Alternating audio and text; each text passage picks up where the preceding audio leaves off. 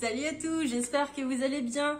Aujourd'hui, nous allons parler du rééquilibrage alimentaire ou comment j'ai perdu entre 15 et 20 kilos en un an, ainsi que mon copain d'ailleurs. Et voilà, j'avais envie de partager ça avec vous parce qu'on me l'a déjà demandé en perso et je me suis dit que ce serait quand même un sujet de vidéo pour pouvoir approfondir un peu plus et vous expliquer comment je me suis prise.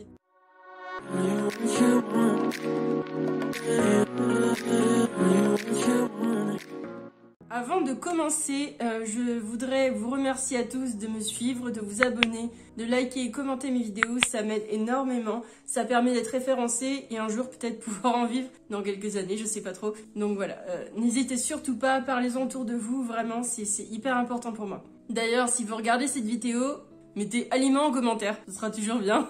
Alors, je vais vous expliquer déjà pourquoi moi j'ai fait un rééquilibrage alimentaire. En fait, avant mes problèmes de santé, j'avais déjà fait un régime, j'avais perdu pratiquement 30 kilos en quelques mois seulement. Ça m'a coûté énormément d'argent aussi. Donc oui, c'était efficace, mais le problème c'est que ça tenait pas en fait sur la durée. Et vu que j'ai entamé ensuite les chimios et la cortisone, j'ai repris tout en fait x2 quoi. Et du coup, une fois que j'ai été en rémission, j'étais montée à 95 kilos. Donc c'est assez énorme, je fais 1m71 vous voyez. Et je mettais du 48 en jogging, et je ne sortais même plus de chez moi, je me sentais hyper mal. Mais niveau santé, ça allait mieux, donc déjà, je m'étais focalisée d'abord sur ma santé avant mon poids en fait. Et un jour, je téléphonais avec ma sœur et puis elle me dit « Mais pourquoi tu fais pas le secret du poids ?» Le secret du poids, je vais vous en parler tout à l'heure, mais en fait, c'est une application qui permet de calculer vos calories par jour en fait, et ça, c'est hyper pratique. Et on l'avait déjà fait dans le passé, mais je m'y étais pas trop penchée en fait. D'ailleurs, petit aparté, si vous entendez que je suis un peu essoufflée, c'est tout à fait normal, c'est mes poumons qui sont complètement bousillés à cause de mon traitement. Je vais essayer d'éviter d'être trop essoufflée, mais ça se peut que vous l'entendiez. Du coup, je disais, j'ai pris conscience qu'il fallait que je change. C'est tombé en plein premier confinement. Mon copain aussi, lui, a pris conscience également en même temps que moi. Lui, pas forcément pour les mêmes raisons. Il s'est plus mis au sport à fond, en fait, et moi, j'ai géré toute la partie alimentation. Je me suis renseignée énormément, parce que je fais jamais les choses à moitié. Donc, je me suis énormément renseignée sur l'alimentation, les nutriments, ce qu'a besoin mon corps. Je voulais faire les choses correctement cette fois, et pas perdre trop vite pour tout reprendre en 2 secondes. Donc, c'est ce que j'ai fait. Je me suis dit, si on met 2 ans, 3 ans, ça prendra le temps que ça prendra, c'est pas un problème. Et donc voilà, c'est comme ça que c'est parti.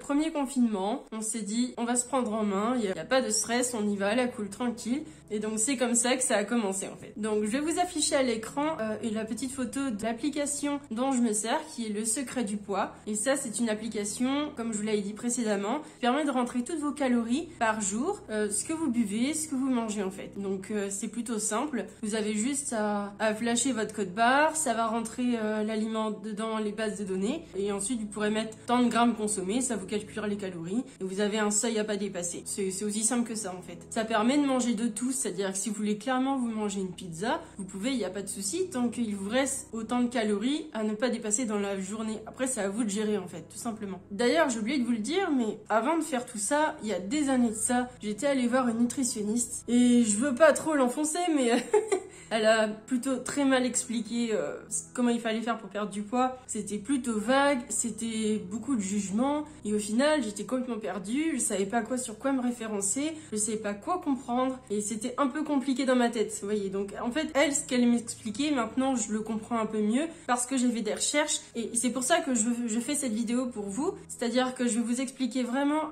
ce à quoi votre corps a besoin et pourquoi en fait. Donc je ne suis pas nutritionniste ni médecin, ça c'est clair, mais je vais surtout vous raconter mon expérience et ça a fonctionné. Donc si ça vous dit d'avoir la même ou du moins de suivre mes conseils, eh ben il y a aucun souci, ça me fait très plaisir. Donc pour perdre du poids, c'est très simple, il faut être en déficit calorique, c'est-à-dire qu'on n'a pas les mêmes besoins en niveau calorique qu'un homme et une femme. Un homme, il faut avoir 2400 calories par jour. Si vous voulez pas perdre de poids, juste être normal sans forcément en prendre. Voilà, 2400. Une femme, c'est 2100 calories. Si vous voulez être en déficit calorique et perdre du poids, pour une femme, il faut être en dessous de 1800 calories. Et un homme, 2100 calories. Voilà, donc dans l'application, tout ça c'est expliqué d'ailleurs, donc c'est hyper hyper complet, c'est super. Maintenant, je vais vous expliquer ce qu'on peut changer dans votre alimentation pour pouvoir continuer à manger sainement, mais en se faisant toujours plaisir. C'est-à-dire qu'au lieu de bannir totalement des familles d'aliments, vous avez juste à les échanger avec d'autres aliments qui sont quand même meilleurs pour la santé, mais qui sont tout aussi bons. Et on va commencer par la première partie de ma vidéo,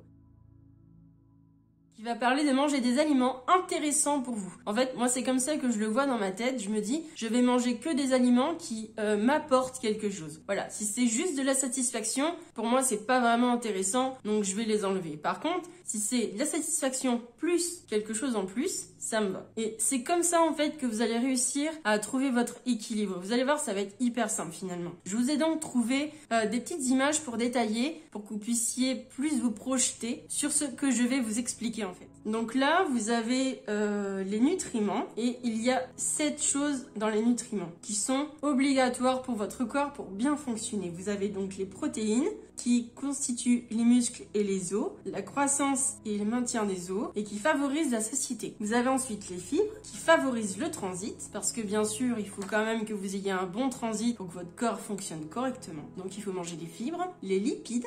Parce que oui, il faut pas bannir les lipides. Les lipides, c'est les matières grasses. C'est hyper important pour vous. Ça vous donne de l'énergie sur le long terme. Donc ça, c'est super. Vous avez les oméga 3 et les oméga 6 qui ne sont pas produits par le corps, mais qui sont quand même hyper importants pour vous. Et ensuite, les lipides aident à la construction membrane cellulaire. Donc ça, c'est super aussi. En 4, vous avez les glucides. Les glucides, c'est pareil. C'est tout ce qui va être le sucre, en fait. Et le sucre, il faut surtout pas le bannir non plus. Vous en avez vraiment besoin. Ça vous donne de l'énergie, ça favorise la satiété et ça apporte des calories bas. Quand je dis le sucre, c'est les sucres lents et non les sucres rapides. Les sucres rapides, ça va rien vous apporter d'intéressant. À part vous faire un pic glycémique, c'est tout ce que ça fera. Vous allez vous sentir fatigué, vous aurez faim tout de suite après. Les sucres lents, hyper important. Ensuite, le calcium. Le calcium, ça maintient la masse osseuse. Ça, je pense qu'on nous le répète assez à la télé. Vous devriez à peu près le savoir, je pense. Vous avez ensuite les vitamines qui aident à lutter contre les infections. C'est pour ça souvent qu'on vous dit prenez de la vitamine D, vitamine C, machin quand vous êtes malade. Ça aide toujours, qui renforce l'organisme donc et qui est primordial d'ailleurs. Et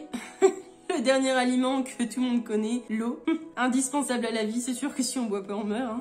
Ça régule la température du corps et ça élimine les déchets, les toxines. Donc c'est pareil, quand vous mangez énormément de viande, de protéines, il faut boire beaucoup d'eau parce que les protéines, ça libère beaucoup de déchets dans votre corps. Donc ça aide au développement des muscles et des os. Mais en attendant, il faut quand même éliminer les toxines, donc il faut boire énormément. Donc là, je vous ai détaillé les nutriments. Maintenant, je vais vous détailler les minéraux et les vitamines. Tout d'abord, la vitamine A, qui peut être retrouvée dans les carottes, les œufs, qui aide à la résistance aux infections.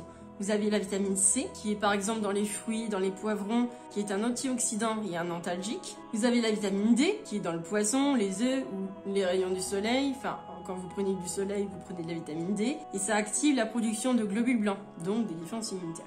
Vous avez aussi la vitamine E, qui est dans les fruits à coque, style les noisettes, etc. Les avocats, l'huile d'olive, et ça c'est un anti-inflammatoire. Ensuite, vous avez les minéraux, qui sont également hyper importants pour vous. Vous avez le fer, qui est dans la viande rouge, les épinards, et ça aide à lutter contre la fatigue. C'est pour ça que quand quelqu'un se retrouve souvent très fatigué, c'est sans doute qu'il est en carence de fer. Vous avez le magnésium, qui est dans le chocolat ou la banane, qui est un anti-stress. Et c'est peut-être pour ça aussi d'ailleurs que quand on se sent pas très bien, on a envie de chocolat. Vous avez le sélénium qui peut être dans le fromage, le poisson, la tomate, qui est un antioxydant et qui maintient le système immunitaire. Donc, hyper important si vous voulez rester fort et en bonne santé. Et pour finir, le zinc qui est dans les œufs, la viande rouge, les fruits de mer, un anti-inflammatoire et qui aide à la résistance aux infections. Donc là, je vous ai sorti plein de trucs un peu compliqués et un peu barbants, je sais. Mais en fait, c'est hyper important pour votre équilibrage alimentaire de comprendre pourquoi il vous faut consommer de tout et ne pas bannir, admettons, les lipides et les glucides, donc le gras et le sucre. Parce que ça aide votre corps aussi à bien fonctionner. Il faut juste choisir les bons produits. Voilà, donc à partir du moment où vous savez ça, vous pouvez manger équilibré très facilement. Vous saurez quoi choisir en fait. C'est ça que je voulais absolument que vous compreniez, que manger équilibré, quand on vous sort ça à la télé, on se dit bah oui t'es mignon, mais manger équilibré ça veut dire quoi? Manger équilibré ça veut dire manger des choses importantes pour votre corps, mais qui sont saines, pas transformées, qui sont juste brutes en fait et que vous cuisinez. Vous pouvez même les cuisiner à l'avance, les congeler ensuite. Vraiment maintenant tout se fait, hein. Il y a des gens même qui préparent des meal prep, donc c'est-à-dire des plats préparés et qui les congèlent pour toute la semaine. Donc il y a vraiment pas d'excuse en fait. Vous avez même, je sais pas, le week-end, vous prenez une petite heure, vous préparez vos plats et voilà, vous en avez pour la semaine. Après, si vous avez le temps de cuisiner aussi, vous pouvez le faire tous les jours. Juste essayez de manger des choses les moins transformées possibles en fait, qui ne vous apporteront pas du sucre ou du sel en trop dont vous n'avez pas besoin. Et mangez des choses essentielles à votre corps pour le bon fonctionnement de celui-ci. Mon dernier conseil pour perdre du poids et donc avoir un bon rééquilibrage alimentaire, c'est manger les aliments à indice glycémique bas. En fait, cette technique-là, c'est à la base pour les personnes qui sont diabétiques. Mais on s'est rendu compte que c'était hyper intéressant parce que ça vous permettait aussi de contrôler votre poids, de perdre du poids et d'avoir une plus grande satiété. Par contre, il faut que vous sachiez quelque chose, c'est que l'indice glycémique peut varier selon plusieurs critères. Je vous donne 2-3 exemples. Vous avez par exemple les pâtes ou le riz qui ont un indice glycémique qui varie et qui peut augmenter si le temps de cuisson est trop long. C'est-à-dire que si vous faites trop cuire vos pâtes, l'indice glycémique va presque doubler. Donc ça, il faut le savoir. C'est pour ça que souvent on mange les pâtes al dente, c'est pas pour rien. Vous avez ensuite les fruits par exemple. Un fruit bien mûr va avoir un indice glycémique bien plus haut qu'un fruit juste mûr normalement. Et pour finir, prenons l'exemple du sucre. Un sucre raffiné blanc va avoir un indice glycémique beaucoup plus haut que par exemple du sirop d'agave qui va être un sucrant naturel et qui va avoir un indice glycémique assez bas. Donc grâce à ces petites astuces, vous allez pouvoir avoir de meilleurs réflexes de cuisson, de choix de ce que vous allez manger et c'est vrai que ça peut aider. Pour résumer, manger IG bas, ça va vous permettre de perdre du poids, d'éviter de stocker les graisses et d'avoir une satiété qui est plus longue car vous allez éviter le pic glycémique ou l'hyperglycémie. Vous allez avoir un pic d'énergie assez fort et rapide, cependant il va redescendre aussi vite qu'il est arrivé et là vous allez vous sentir très fatigué et ensuite va arriver la faim et voilà et ainsi de suite, vous allez grignoter. C'est comme ça qu'on prend du poids en fait. Donc manger un indice glycémique bas, ça va vous permettre de perdre du poids parce que vous allez contrôler votre satiété, vous allez aussi avoir plus d'énergie dans la journée ou dans la matinée, peu importe. Vous allez le sentir vraiment, ça change en fait, vraiment. D'ailleurs, je peux même vous donner un autre petit conseil, c'est-à-dire que si vous mangez quelque chose qui a un indice glycémique haut, style par exemple des pâtes au blé normal en fait, ce qui va se passer c'est que l'indice glycémique va être beaucoup plus haut que si vous prenez des pâtes complètes, voyez. Et donc, pour baisser cet indice glycémique, vous pouvez les manger avec des légumes et des protéines. Ça va permettre de réduire l'indice glycémique. Donc, je résume, pas manger des féculents seuls, les associer toujours avec des légumes et des protéines. Privilégier les farines complètes ou semi-complètes, qui ont un indice glycémique beaucoup plus bas. Remplacer le sucre raffiné par de la stevia ou du sirop d'agave. Pour ma part, je préfère le sirop d'agave, la stevia, c'est un goût spécial. Mais si vous aimez, voilà, il n'y a pas de souci. Et évitez de faire trop cuire les pâtes ou le riz. Faites-les vraiment juste ce qu'il faut. Maintenant que vous savez tout ça, vous avez toutes les clés pour réussir un rééquilibrage correctement, voilà, sans vous prendre la tête, sans forcément vous creuser les méninges pour savoir quoi manger, pas quoi manger. C'est plutôt assez simple en fait, finalement. Évitez les produits transformés, évitez les produits à indice glycémique haut. Si vous savez pas vraiment quel aliment est à un IG bas ou pas, je sais que sur internet maintenant c'est une vraie mine d'or. En 2 secondes, la solution est trouvée, vous avez votre réponse et voilà, c'est aussi simple que ça.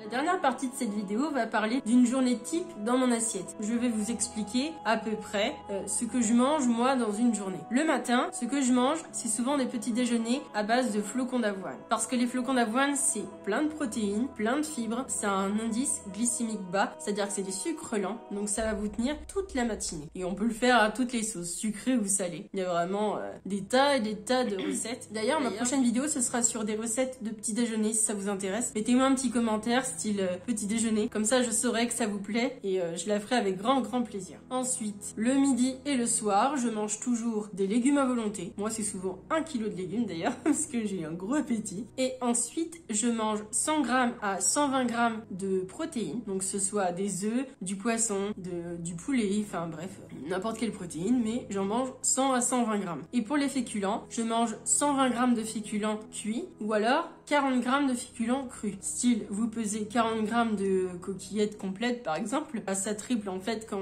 vous les faites cuire, donc ça reviendra à 120 grammes de pâtes cuites en fait. Et ça pour tous les repas. Et si vous mangez du pain, vous pesez 40 grammes, mais vous ne mangerez pas de féculents avec votre plat. Vous évitez les entrées, ou alors si, mais avec une entrée à base de légumes. Et les desserts, pareil, évitez. Ou alors si, mais vous prenez par exemple un fromage blanc zéro, ou alors avec un peu de sirop d'agave, c'est très bon. Hein. Vous avez aussi du yaourt végétal, qui est très très bon, maintenant ça se fait beaucoup. Plein de possibilités, mais évitez de manger trop de sucre. Et pour la collation, donc le petit goûter, vous allez avoir plein de recettes. D'ailleurs, j'ai commencé à en faire sur ma chaîne. J'espère d'ailleurs qu'elles vous ont plu. Et j'ai encore tout un tas de recettes à vous proposer, de petites viennoiseries, de petits gâteaux, de version healthy, donc c'est-à-dire sans beurre et sans un sucre raffiné. Donc le sucre, souvent, moi j'utilise du sirop d'agave. Et le beurre, dans mes recettes, je le remplace par de la compote de pommes et du fromage blanc. Et vous verrez, ça fera exactement la même chose, sauf que ce sera beaucoup moins calorique, ça va diviser au moins par 2 voire 3 les calories. Par exemple, je sais pas, si je vous fais une brioche normale et une brioche version healthy comme moi je le fais, vous allez quand même avoir une sacrée différence. Et c'est pour ça qu'on peut s'y retrouver en faisant un rééquilibrage alimentaire et se faire plaisir quand même, parce que c'est hyper important et ça permet de ne pas craquer et de tenir sur des années, parce qu'un rééquilibrage alimentaire, c'est une perte de 2 kilos par mois, donc c'est pas énorme. Au début, vous allez vous dire oui, mais ça va pas assez vite. Cependant, si vous perdez plus vite que ça, c'est pas forcément sain pour votre corps en fait. Donc si vous entamez un rééquilibrage alimentaire, il faut vous dire en fait que ça va durer plusieurs années. Rien que la perte, elle dure plus d'1 an, et ensuite la stabilisation, c'est encore plus long que ça, parce qu'il faut ensuite que votre corps il s'y fasse et qu'il reprenne pas, et vous gardiez en fait ce rythme. Maintenant, nous, c'est devenu notre mode de vie. Franchement, j'ai même plus envie de manger comme avant. Et si on a envie de se faire plaisir le week-end, on le fait. Ça va faire 1 an maintenant que je suis en stabilisation. J'ai encore des kilos à perdre, mais bon, je pense que mon corps, il veut plus perdre, donc ça veut dire que pour le moment, il en a pas envie. Donc je vais pas le brusquer. Et si un jour je veux refaire partir la machine, je le ferai, mais pour le moment, je stabilise déjà ce que j'ai perdu, c'est déjà très bien. Et j'y vais tranquille. Je me suis mise au sport d'ailleurs, grâce à une coach sportive spécialisée pour les personnes comme moi, style en rééducation ou qui ont des problèmes de santé. Mais après, vous pouvez aller au sport tout à fait normalement. Mon copain fait lui du sport 3 à 4 fois par semaine. Tout seul, il va courir, il fait du renforcement musculaire. Enfin, voilà. Il y a énormément de choses sur internet. D'ailleurs, je pourrais vous parler aussi de youtubeurs qui font des entraînements à la maison et qui sont hyper complets. Vous avez Thibaut InShape, vous avez aussi Sissi Mua. Je vous mettrai sur l'écran normalement leur petit lien YouTube. Vous avez de quoi faire pour vous amuser et renforcer votre corps, parce que perdre du poids c'est bien, mais il faut quand même ensuite gagner en muscles et vous raffermir. D'ailleurs, ça va faire pratiquement 1 an que moi j'ai repris le sport à la maison, et je peux vous dire que j'ai repris 3-4 kilos, mais je pense que dans l'histoire, il y a aussi le fait que j'ai pris du muscle, mais c'est même certain d'ailleurs, j'ai pris du muscle, et le muscle, bah, ça pèse plus lourd que la graisse et ça prend moins de place. Donc mes vêtements me vont toujours, mais ma balance dit que j'ai pris du poids, parce que bah, c'est normal, c'est le renforcement musculaire, donc c'est un peu frustrant, mais en vérité, c'est bon pour moi et c'est mieux. Et ben écoutez, je crois que c'est fini. Je crois que je vous ai tout dit. J'espère n'avoir rien oublié. Si vous avez des questions, demandez-les-moi en commentaire. J'y répondrai avec grand plaisir. Et n'hésitez surtout pas, je suis là pour ça. Encore une fois, je ne suis pas médecin ni nutritionniste, mais j'ai fait pas mal de recherches et ça a marché pour moi et mon copain. Donc je pense ne pas vous dire de bêtises. Si j'en ai fait en tout cas, n'hésitez pas à me le dire aussi, tant que ça reste cordial. Il y a aucun problème, hein, je suis preneuse. On peut pas être parfait, c'est sûr. Dans tous les cas, moi je vous dis à mercredi pour une prochaine vidéo. Donc normalement ce sera sur les petits déjeuners. Ce sera dans la continuité de cette vidéo là. Du coup, moi je vous fais des gros bisous et je vous dis à la prochaine. Bye bye.